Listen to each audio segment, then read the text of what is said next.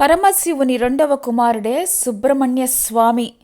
కుమారస్వామి, కార్తికేయుడు, స్కందుడు, షణ్ముఖుడు, మురుగన్, గుహుడు అనే మొదలగు పేర్లతోటి పిలువబడుతున్నాడు. మార్గశుద్ధ షష్ఠిని సుబ్రహ్మణ్య షష్ఠి అంటారు.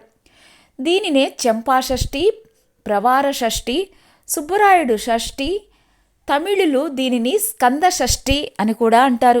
దేవేంద్రుడు మార్గశిర శుద్ధ షష్ఠి రోజు దేవసేనతోటి సుబ్రహ్మణ్య స్వామి వారికి అత్యంత వైభవంగా వివాహాన్ని జరిపించాడు.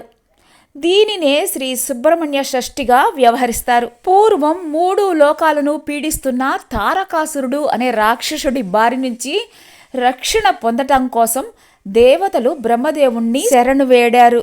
తారకాసురుడు అమిత తపోబల సంపన్నుడు. ఈశ్వర తేజాంశ సంభవని వల్లనే వీడికి మరణం ఉంటుంది అని బ్రహ్మదేవుడు చెప్పాడు.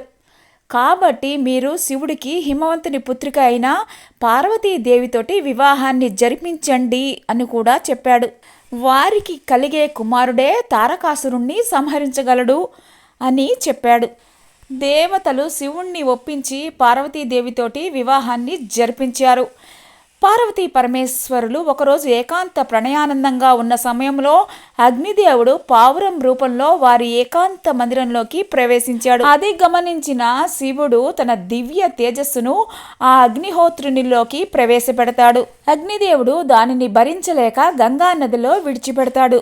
ఆ తేజం ఆ నదిలో స్నానమాడుతున్న షట్కృత్తికల దేవతల గర్భాన ప్రవేశిస్తుంది. ఆ రుద్ర తేజాన్ని భరించలేక వారు పొదలలో విసర్జిస్తారు. 6 ముఖాల తేజస్సుతోటి ఒక దివ్యమైన బాలుడుగా ఉద్భవిస్తాడు. ఆ విషయాన్ని తెలుసుకున్న పార్వతీ పరమేశ్వరులు రుద్రాంశ సంభూతునిగా ఆ షణ్ముఖుణ్ణి అక్కున చేర్చుకొని కైలాసానికి తీసుకుని వెళతారు. ఆ బాలుడు గంగా గర్భంలో ఉన్నందుకు గాంగేయుడని, షట్కృత్తికలు వానిని పెంచి పెద్ద చేసిన కారణం వల్ల 6 ముఖాలు కలవాడు అవటం వల్ల షణ్ముఖుడని, కార్తికేయుడని, గౌరీశంకరుల పుత్రుడు అవటం చేత కుమారస్వామి అని, సుబ్రహ్మణ్య స్వామి అని అనేక పేర్లతోటి పిలువబడ్డాడు. పార్వతీ పరమేశ్వరులు కుమారస్వామిని దేవతల సర్వ సైన్యాధ్యక్షునిగా నియమించారు. పరమేశ్వరుడు శూలం మొదలైన ఆయుధాలను ఇవ్వగా పార్వతీదేవి కుమారుణ్ణి దీవించి శక్తి అనే ఆయుధాన్ని ఇచ్చింది. తారకాసురుని పైన యుద్ధ శంఖారావాన్ని మోగిస్తారు. భీకర యుద్ధంలో తారకాసురుణ్ణి సంహరించి విజయుడవుతాడు. ఈ స్వామి ఆరాధన వల్ల నేత్ర రోగాలు, చర్మ వ్యాధులు తగ్గుతాయి. పెళ్లి కాని వారికి వివాహం జరుగుతుంది. సత్సంతాన భాగ్యం కలుగుతుంది. ఆయుర ఆరోగ్య ఐశ్వర్యాలు కలుగుతాయి.